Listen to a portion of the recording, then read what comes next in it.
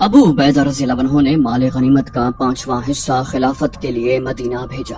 اس کے ساتھ عمر رضی اللہ عنہ کو پوری تفصیل بھی لکھی کہ انہوں نے کیا کارروائی کی تھی، اس سے کیا صورتحال پیدا ہوئی اور خالد رضی اللہ عنہ نے کیا کارنامہ کیا۔ مورخ لکھتے ہیں کہ ابو عبیدہ رضی اللہ عنہ نے خالد رضی اللہ عنہ کی بے تحاشا تعریف کی۔ ہر محاذ سے اور ہر میدان سے رومی بسپا ہو رہے تھے۔ رومیوں کا شہنشاہ ہرقل انطاکیہ میں تھا۔ اس کے ہاں جو بھی قاصد آتا تھا وہ ایک ہی جیسی خبر سناتا تھا۔ اس قلعے پر بھی مسلمانوں کا قبضہ ہو گیا، فلاں میدان سے بھی اپنی فوج پسپا ہو گئی، مسلمان فلاں طرف پیش قدمی کر گئے ہیں، ہمارے فلاں شہر کے لوگوں نے مسلمانوں کو جزیہ دینا قبول کر لیا ہے۔ ہرقل کے کانوں میں اب تک کوئی نئی بات پڑی ہی نہیں تھی، نیند میں بھی وہ یہی خبریں سنتا ہوگا۔ اس کے وزیر مشیر اور سالار وغیرہ اب اس کے سامنے کوئی شکست کا پیغام لے کر جانے سے ڈرتے تھے، لیکن انہیں اس کے سامنے جانا پڑتا تھا اور اس کے ساتھ شکست کی باتیں کرنی اور سننی پڑتی تھی۔ وہ انطاکیہ کی ایک شام تھی۔ انطاکیہ کی شامیں حسین ہوا کرتی تھی۔ یہ شہر سلطنت روما کا ایک اہم اور بارونق شہر تھا۔ روم کے اعلیٰ حکام، امراء اور وزراء یہاں رہتے تھے۔ اب تو کچھ عرصے سے شہنشاہ روم ہرقل نے اسے عارضی دارالحکومت اور فوجی ہیڈ کوارٹر بنا لیا تھا۔ رومی جنگجو تھے۔ اس دور میں ان کی سلطنت دنیا کی سب سے وسیع اور مستحکم سلطنت تھی۔ استحکام کی وجہ یہ تھی کہ روم کی فوج مستحکم تھی۔ اسلحے کی برتری اور نفری کی افراط کے لحاظ سے یہ فوج اپنے دشمنوں کے لیے دہشتناک تھی۔ اس فوج نے اور اس کے سالاروں اور دیگر اعلیٰ حکام نے انطاکیہ کو پر رونق شہر بنا رکھا تھا۔ عیش و عشرت کا ہر سامان موجود تھا۔ وہاں قہبہ خانے تھے، رقص اور نغمے تھے، اور وہاں نسوانی حسن کی چلتی پھرتی نمائش لگی رہتی تھی۔ وہاں شامیں مسکراتی اور راتیں جاگتی تھیں، لیکن اب انطاکیہ کی شامیں اداس ہو گئی تھی۔ فوجی جہاں آتے جاتے رہتے تھے، جب کوئی نیا دستہ آتا تو قہبہ خانوں کی رونق بڑھ جاتی اور چلتی پھرتی طوائفوں میں اضافہ ہو جاتا۔ مگر انطاکیہ میں باہر سے جو فوجی آتے تھے وہ زخمی ہوتے تھے، اور جو زخمی نہیں ہوتے تھے ان کے چہروں پر مردنی چھائی ہوئی ہوتی۔ ہر فوجی شکست کی تصویر بنا ہوتا۔ ان کی چال میں اور ان کے چہروں پر شکست صاف نظر آتی تھی۔ غیر عورتیں ان کے قریب کیوں آتی؟ ان کی اپنی بیویاں انہیں اچھی نگاہوں سے نہیں دیکھتی تھی۔ ان رومی فوجیوں نے روم کی جنگی روایات کو توڑ دیا تھا، قیصر روم کی عظمت کو پامال کر دیا تھا۔ انطاکیہ میں جو رومی عورتیں تھیں انہوں نے ہرقل کو بھی نہیں بخشا تھا۔ وہ شام انطاکیہ کی ایک افسردہ شاموں میں سے ایک شام تھی۔ ہرقل شاہی بگھی پر کہیں سے آ رہا تھا۔ اس کے آگے 8 گھوڑے شاہانہ چال چلتے آ رہے تھے۔ ان کے سوار ہرقل کے محافظ تھے۔ ان سواروں کی شان نرالی تھی۔ ان کے ہاتھوں میں برچیاں تھیں جن کی انیاں اوپر کو تھیں، اور ہر برچی کی انی سے ذرا نیچے ریشمی کپڑے کی ایک ایک جھنڈی تھی۔ بگھی کے پیچھے بھی 8-10 گھڑ سوار تھے۔ ایک شور اٹھا، شہنشاہ کی سواری آ رہی ہے۔ لوگ اپنے شہنشاہ کو دیکھنے کے لیے راستے کے دونوں طرف کھڑے ہو گئے۔ ان میں عورتیں بھی تھیں۔ عورتیں عموماً اپنے دروازوں کے سامنے یا منڈیروں پر کھڑی ہو کر اپنے شہنشاہ کو گزرتا دیکھا کرتی تھیں، لیکن اس شام چند ایک عورتیں ہرقل کے راستے میں آ گئیں۔ اگلے 2 سوار محافظوں نے گھوڑے دوڑائے اور عورتوں کو راستے سے ہٹانے لگے، لیکن عورتیں غل مچانے لگی کہ وہ اپنے شہنشاہ سے ملنا چاہتی ہیں۔ 2 اور سوار آگے بڑھے کیونکہ عورتیں پیچھے نہیں ہٹ رہی تھی۔ ہرقل کی بگھی ان تک پہنچ گئی۔ وہ عورتوں کو دیکھ رہا تھا۔ اس نے بگھی رکوا لی اور اتر آیا۔ اس نے گرجدار آواز میں کہا، چھوڑ دو انہیں مجھ تک آنے دو۔ وہ آگے گیا اور عورتوں نے اسے گھیر لیا۔ وہ سب بول رہی تھی۔ ہرقل نے بلند آواز سے کہا، میں کچھ نہیں سمجھ رہا، کوئی ایک بولو میں سنوں گا۔ ایک عورت بولی، شہنشاہ روم تو کچھ نہیں سمجھے گا۔ ایک اور عورت نے کہا، جس نے سلطنت روم کی تباہی برداشت کر لی ہے وہ غیرت والی عورت کی بات نہیں سمجھے گا۔ ہم سب رومی ہیں، ہم مقامی نہیں۔ یہاں کی عورتیں تیرے راستے میں نہیں آئیں گی۔ رومی چلے جائیں، عرب کے مسلمان آ جائیں، انہیں کیا؟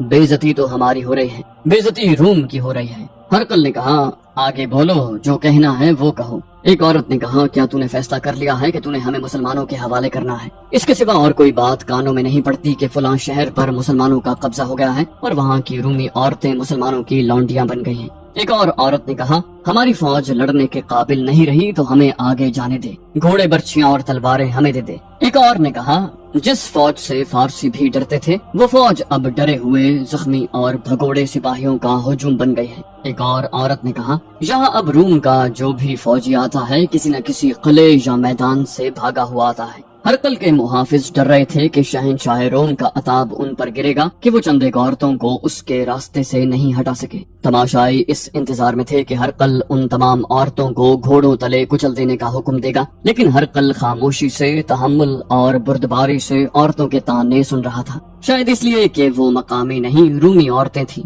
ہرقل نے کہا، ہماری فوج بزدل ثابت ہوئی ہے، میں بزدل نہیں ہو گیا، شکست کھا کر جو بھاگ آئے ہیں وہ پھر لڑیں گے، میں نے شکست کو قبول نہیں کیا ہے۔ ایک عورت نے پوچھا، پھر ہمارا شہنشاہ کیا سوچ رہا ہے؟ ہرقل نے کہا، تم جلد ہی سن لو گی، میں زندہ ہوں، میں جو سوچ رہا ہوں وہ کر کے دکھاؤں گا۔ فتح اور شکست ہوتی ہی رہتی ہے، وہ قوم ہمیشہ دوسروں کی غلام رہتی ہے جو شکست کو تسلیم کر لیتی ہے، میں تمہیں کسی کا غلام نہیں بننے دوں گا۔ مسلمانوں نے جہاں تک آنا تھا وہ آ چکے ہیں، اب میری باری ہے، وہ میرے پھندے میں آ گئے ہیں، اب وہ زندہ واپس نہیں جائیں گے، انہوں نے جو لیا ہے اس سے کئی گنا زیادہ دیں گے۔ میرے لیے دعا کرتی رہو، تم بہت جلد خوشخبری سنو گی، اور تم اپنے خاوندوں کے، اپنے بھائیوں کے، اپنے باپوں کے اور بیٹوں کے حوصلے بڑھاتی رہو۔ ایک عورت نے کہا، ہم ان پر اپنے گھروں کے دروازے بند کر دیں گے۔ ہرقل نے کہا، تم انہیں گلے لگاؤ گی، اب وہ فاتح بن کر تمہارے سامنے آئیں گے۔ عورتوں نے اپنے شہنشاہ کو راستہ دے دیا۔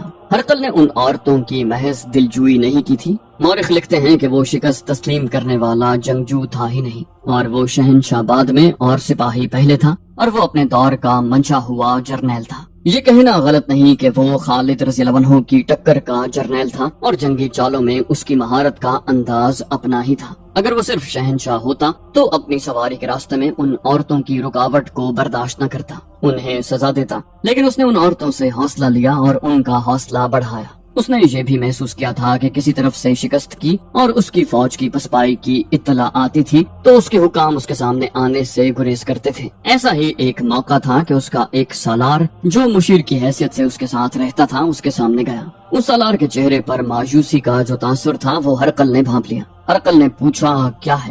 سالار نے کہا، مرجل دیباج سے قاصد آیا ہے۔ ہرقل نے جوشیلے لہجے میں کہا، تو کہتے کیوں نہیں کہ وہ ایک اور پسپائی کی خبر لایا ہے؟ اپنے دلوں سے میرا خوف نکالتے کیوں نہیں؟ شکست اور پسپائی کے نام سے گھبراتے کیوں ہو؟ بولو۔ سالار نے کہا، ہاں شہنشاہ، قاصد پسپائی کی خبر لایا ہے اور وہاں سے بھاگے ہوئے سپاہی یہاں آنا شروع ہو گئے ہیں۔ ہرقل نے کہا، آنے دو انہیں۔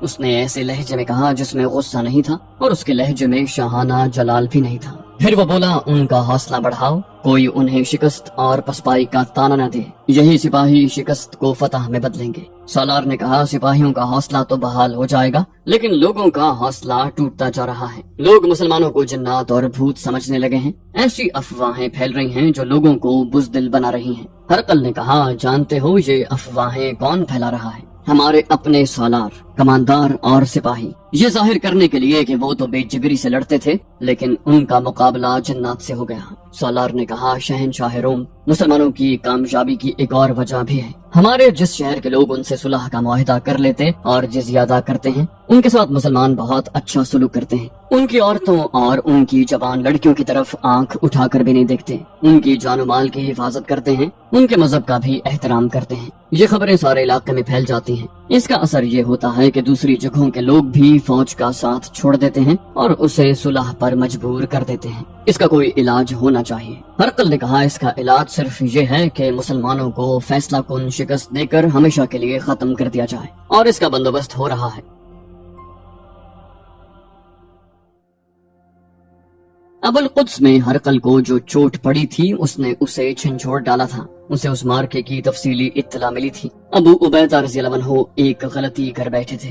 رومی خوش تھے کہ مسلمانوں کا ایک دستہ تو پھندے میں آیا تھا، لیکن خالد رضی اللہ عنہ اور زرار نے بر وقت پہنچ کر نہ صرف رومیوں کا پھندا توڑ ڈالا تھا بلکہ انہیں ناقابل تلافی جانی نقصان پہنچا کر مال غنیمت سے مالا مال ہو کر لوٹے تھے۔ ہرقل کو مسلمانوں کی برقرفتاری نے پریشان کر دیا تھا۔ اس نے دیکھا تھا کہ مسلمانوں کی فوج ایک سے دوسری جگہ حیران کن تیزی سے پہنچتی تھی اور میدان جنگ میں سالاروں کی جنگی چالوں پر ان کے دستے بہت ہی تیزی سے جگہ بدلتے اور چالوں کو کامیاب کرتے تھے۔ اس کے بعد تو جیسے ہرقل نے راتوں کو بھی سونا چھوڑ دیا۔ اس نے اسی روز اپنی سلطنت کے دور دراز گوشوں تک قاصد دوڑا دیے تھے۔ اس نے حکم یہ بھیجا تھا کہ زیادہ سے زیادہ فوجی دستے انطاکیہ بھیج دیے جائیں۔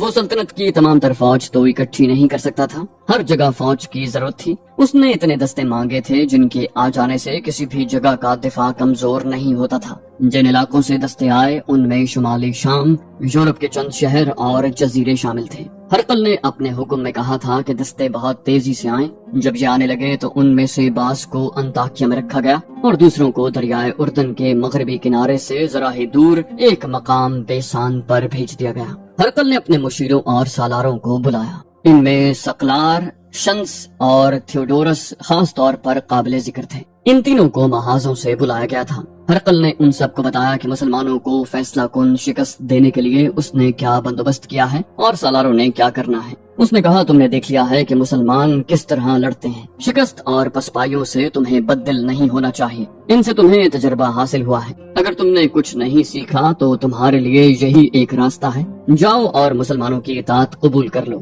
قیصر روم کی عظمت کو مسلمانوں کے قدموں میں ڈال دو اور صلیب کو بحیرہ روم میں پھینک کر مسلمانوں کے مذہب میں داخل ہو جاؤ۔ تمہیں اپنی جانیں، اپنی بیویاں اور اپنے مال اور اموال زیادہ عزیز ہیں۔ اسی کا نتیجہ ہے کہ عرب کے لٹیروں کا ایک گروہ تمہیں شکست پر شکست دیتا چلا جا رہا ہے۔ سب پر سناٹا طاری ہو گیا۔ ہرقل کی نگاہیں ہر ایک پر گھوم گئی۔ اس کے سالار تھیوڈورس نے سکوت توڑا۔ شہنشاہ روم، ہم پیچھے ہی نہیں ہٹتے آئیں گے۔ میں اپنے متعلق کہہ سکتا ہوں کہ میں آپ کے سامنے زندہ آیا تو شکست کھا کر نہیں آؤں گا۔ اگر میں نے شکست کھائی تو میری لاش بھی یہاں نہیں آئے گی۔ اس ایک سالار کے بولنے سے نہ صرف سناٹا ٹوٹا بلکہ سب میں جو تناؤ پیدا ہو گیا تھا وہ بھی ٹوٹ گیا۔ سب نے ہرقل کو یقین دلایا کہ انہیں سلطنت روم سے زیادہ اور کوئی چیز عزیز نہیں۔ ہرقل نے کہا میں نے مسلمانوں کو یہیں پر ختم کرنے کے لیے جو بندوبست کیا ہے وہ ناکام نہیں ہو سکتا۔ اب تک ہماری فوج مختلف جگہ پر بٹ کر لڑتی رہی ہے۔ ایک جگہ سے ہمارے فوجی بھاگے تو انہوں نے دوسری جگہ جا کر وہاں کے دستوں میں بددلی پھیلائی اور اپنے آپ کو شکست کے الزام سے بچانے کے لیے ایسی باتیں کی جن سے وہاں کے دستوں پر مسلمانوں کی دہشت بیٹھ گئی۔ اب میں فوج کو یکجا کر کے لڑاؤں گا۔ تم نے دیکھا ہے کہ میں نے کہاں سے دستے منگوائے ہیں اور کس قدر لشکر جمع ہو گیا ہے۔ میری نظر دمشق پر ہے، لیکن ہم دمشق پر حملہ نہیں کریں گے، نہ اس کا محاصرہ کریں گے۔ ہم دمشق سے دور چھوٹی چھوٹی لڑائیاں زیادہ نفری کے دستوں سے لڑ کر مسلمانوں کے رسد کے وہ راستے بند کریں گے جو عرب سے دمشق کو جاتے ہیں۔ ہم دمشق میں یا اس کے گرد و نواح میں کوئی لڑائی نہیں لڑیں گے، بلکہ مسلمان تنگ آ کر لڑنا بھی چاہیں تو ہم انہیں نظر انداز کریں گے۔ ہم ان کے لیے ایسے حالات پیدا کر دیں گے کہ وہ لڑنے کے قابل رہ ہی نہیں جائیں گے۔ انہیں نہ کہیں سے رسد پہنچ سکے گی نہ کمک۔ شہر کے لوگ ہی قحط سے تنگ آ کر انہیں شہر چھوڑنے پر مجبور کر دیں گے۔ اگر وہ دمشق سے نکل گئے تو ہم کہیں بھی ان کے قدم جمنے نہ دیں گے۔ یہ بھی خیال رکھو کہ ہماری فوجوں کا اجتماع ایسا خفیہ طریقے سے ہو رہا ہے کہ مسلمانوں کو اس کی خبر تک نہیں ہوگی۔ ہرقل کا تو خیال تھا کہ اس کے لشکر کا اجتماع خفیہ رکھا گیا ہے، لیکن مسلمانوں کے سالار اعلیٰ ابو عبیدہ رضی اللہ عنہ کے ساتھ خالد رضی اللہ عنہ تھے۔ خالد رضی اللہ عنہ نے نہایت مضبوط اور تیز جاسوسی نظام ترتیب دیا تھا۔ ابو عبیدہ رضی اللہ عنہ نے خالد رضی اللہ عنہ کو سوار دستے کا سالار بنا رکھا تھا اور اس کے ساتھ ہی انہیں اپنا مشیر بھی سمجھتے تھے۔ مورخوں کے مطابق ابو عبیدہ رضی اللہ عنہ سالاری کی مہارت رکھتے تھے اور جنگی امور کو بھی پوری طرح سمجھتے تھے، لیکن ان میں وہ تیز رفتاری نہیں تھی جو خالد رضی اللہ عنہ میں تھی۔ خالد رضی اللہ عنہ اپنے فیصلوں میں بڑے خوفناک قسم کے خطرے بھی مول لیا کرتے تھے۔ اس کے برعکس ابو عبیدہ رضی اللہ عنہ احتیاط کے قائل تھے۔ اپنی سعادت کو سمجھتے ہوئے انہوں نے خالد رضی اللہ عنہ کو ہر لمحہ اپنے ساتھ رکھا۔ وہ کوئی بھی منصوبہ بناتے یا فیصلہ کرتے تو اس میں خالد رضی اللہ عنہ کے مشوروں کو خاص طور پر شامل کیا کرتے۔ خالد رضی اللہ عنہ جاسوسی اور دیکھ بھال کے نظام پر زیادہ توجہ دیا کرتے تھے۔ اب یہ ان کی ذمہ داری نہیں رہی تھی کیونکہ یہ ذمہ داری سالار اعلیٰ کی تھی اور خالد رضی اللہ عنہ دوسرے سالاروں کی طرح ایک عام سالار تھے، لیکن اپنی معزولی کے باوجود وہ اپنے فرائض سے بے انصافی گوارا نہیں کرتے تھے۔ انہوں نے جاسوسی کے نظام پر پہلے کی طرح توجہ دیے رکھی۔ اسی کا نتیجہ تھا کہ مسلمان جاسوس رومیوں کی سلطنت کے اندر دور تک چلے گئے تھے۔ ایک روز ایک جاسوس آیا، وہ بہت دور سے آیا تھا۔ اس نے بتایا کہ رومیوں کا ایک لشکر بحیرہ روم کے راستے کشتیوں پر آیا ہے۔ اس جاسوس نے اپنے ان جاسوسوں سے رابطہ کیا جو اور آگے تک گئے ہوئے تھے۔ وہ ان سب کی اطلاع لے کر بڑی ہی تیز رفتار سے دمشق پہنچا اور یہ اطلاع دی کہ رومیوں نے کم و بیش 1,00,000 نفری کا لشکر دریائے اردن کے مغرب میں جمع کر لیا ہے۔ تاریخ کے مطابق بیسان کے مقام پر دسمبر 634 عیسوی کے آخر اور ذیقعد 13 ہجری کے پہلے ہفتے میں رومیوں کی فوج کا یہ اجتماع ہوا تھا۔ جاسوس نے اپنے اندازے کے مطابق اس لشکر کی تعداد 1,00,000 بتائی تھی، اصل میں رومی فوج کی تعداد 80,000 تھی۔ اتنی بڑی تعداد اکٹھی کرنے کا مطلب یہی لیا جا سکتا تھا کہ رومی بہت بڑی جنگی کارروائی کرنا چاہتے تھے۔ سالار اعلیٰ ابو عبیدہ رضی اللہ عنہ نے اپنے سالاروں کو بلایا، ان سے کہا، میرے عزیز ساتھیوں، تم پر اللہ کی رحمت ہو، شکر ادا کرو اللہ کی ذات باری کا جس نے ہمیں ہر میدان میں فتح عطا کی۔ میں تمہیں احساس دلانا چاہتا ہوں کہ ہم اتنی دور نکل آئے ہیں جہاں سے ہماری واپسی ناممکن ہو گئی ہے۔ اللہ نے ہمیں بہت سخت امتحان میں ڈالا ہے، اگر ہم اس امتحان میں پورے اترے تو یہ ایک روایت بن جائے گی جو ہماری آنے والی نسلوں کے لیے مشعل راہ بنے گی۔ مت بھولنا کہ ہم نہ مال غنیمت کے لیے لڑ رہے ہیں، نہ ہمارا مقصد اقتدار ہے۔ اللہ اور اس کے رسول صلی اللہ علیہ وسلم نے ہمیں بنی نوع انسان کو ظلمت اور غلامی سے نجات دلانے کا فرض سونپا ہے۔ اب دشمن نے ہمارے سامنے دیواریں کھڑی کر دی ہیں۔ رومی کم و بیش 1,00,000 کا لشکر لے کر آئے ہیں، اس سے ان کے عزائم کا پتہ چلتا ہے۔ جہاں تک میں سمجھ سکا ہوں اور یہی ہو سکتا ہے کہ رومی دمشق پر حملہ کریں گے۔ اگر دمشق ہمارے ہاتھ سے نکل گیا تو پھر کہیں قدم جمانا ہمارے لیے مشکل ہو جائے گا۔ دشمن نے بحیرہ روم سے انطاکیہ، بیروت اور 1-2 اور بندرگاہوں پر یورپ سے فوج لا اتاری ہے۔ ہمیں سب سے پہلے دمشق کے دفاع کو مضبوط کرنا ہے، لیکن ہم ایک ہی جگہ پر جمع نہیں ہو جائیں گے۔ ایک سالار نے پوچھا، ہماری تعداد اس وقت کتنی ہوگی؟ ابو عبیدہ رضی اللہ عنہ نے خالد رضی اللہ عنہ کی طرف دیکھا۔ خالد رضی اللہ عنہ نے کہا، ہماری تعداد پہلے سے کچھ زیادہ ہو سکتی ہے۔ پچھلی لڑائیوں میں جو مجاہدین زخمی ہوئے تھے وہ الحمدللہ صحت یاب ہو کر واپس آ چکے ہیں۔ میرے اندازے کے مطابق ہماری نفری 30,000 تک ہو جائے گی۔ ہمیں ایک سہولت اور حاصل ہو گئی ہے، وہ یہ ہے کہ مجاہدین نے کافی آرام کر لیا ہے۔ ابو عبیدہ رضی اللہ عنہ نے اور خالد رضی اللہ عنہ نے مل کر منصوبہ تیار کیا کہ رومیوں کے اس لشکر کا مقابلہ کس طرح کیا جائے گا۔ امیر المومنین عمر رضی اللہ عنہ نے محاذ پر لڑنے والے سالاروں پر یہ پابندی عائد کر دی تھی کہ کسی بڑی جنگ کا منصوبہ بنا کر ان سے منظور کروایا جائے۔ عمر رضی اللہ عنہ غیر معمولی فہم و فراست کے مالک تھے۔ بعض جگہوں کی پلاننگ وہ خود مدینہ بیٹھ کر کرتے اور محاذ کو بھیجتے تھے۔ ابو عبیدہ رضی اللہ عنہ نے اس پابندی کے مطابق ایک تیز رفتار قاصد مدینہ کو روانہ کر دیا۔ جو پیغام دیا گیا اس میں نئی صورتحال لکھی گئی تھی اور مجوزہ منصوبہ بھی تحریر تھا۔ وقت بہت تھوڑا تھا، دشمن بے تحاشا نفری ساتھ لایا تھا، کچھ کہا نہیں جا سکتا تھا کہ کس لمحے وہ کیا کارروائی شروع کر دے، لیکن مسلمانوں نے پیغام رسانی کا نظام اتنا تیز اور محفوظ بنا رکھا تھا کہ تھوڑے سے وقت میں دور کے فاصلے پر پیغام پہنچ جاتا۔ امیر المومنین نے صورتحال اور منصوبے کا جائزہ لیا، اس میں کچھ رد و بدل کیا اور منصوبے کی منظوری دے دی۔ یزید بن ابی سفیان دمشق میں تھے، وہ سالار بھی تھے اور دمشق کے حاکم بھی۔ انہیں پیغام بھیجا گیا کہ دشمن کیا صورتحال پیدا کر رہا ہے اور وہ بدستور دمشق میں رہیں۔ انہیں یہ ہدایت بھی دی گئی کہ دمشق کے شمال مغرب پر جاسوسوں کی دیکھ بھال کرنے والے آدمیوں کے ذریعے نظر رکھیں، کیونکہ توقع یہی ہے کہ رومی ادھر سے حملہ کریں گے۔ سالار شرحبیل بن حسنہ اپنے دستوں کے ساتھ اس علاقے میں تھے جس میں بیسان اور فحل واقع تھے۔ خلیفہ عمر رضی اللہ عنہ نے خاص طور پر لکھا تھا کہ سالار شرحبیل رضی اللہ عنہ کو اس جنگ کے لیے سالار مقرر کیا جائے جس کی رومی تیاری کر کے آئے ہیں۔ خالد رضی اللہ عنہ کو اس فوج کے ہراول دستے کی سالاری سونپی گئی تھی۔ جنوری 635 عیسوی کے دوسرے ہفتے میں ان دستوں نے، جن کی تعداد تقریباً 30,000 تھی، کوچ کیا۔ انہیں بیسان سے کچھ دور فحل کے مقام تک پہنچنا تھا۔ یہ دستے جب فحل پہنچے تو دیکھا کہ وہاں رومی موجود نہیں تھے۔ وہاں روم کی پوری فوج کو نہیں ہونا چاہیے تھا۔ خبر ملی کہ چند ایک دستے وہاں موجود ہیں، لیکن یہ دستے جا چکے تھے۔ وہاں کے مقامی لوگوں نے بتایا کہ رومیوں کے دستے بیسان چلے گئے ہیں، جہاں ان کے پورے لشکر کا اجتماع ہے۔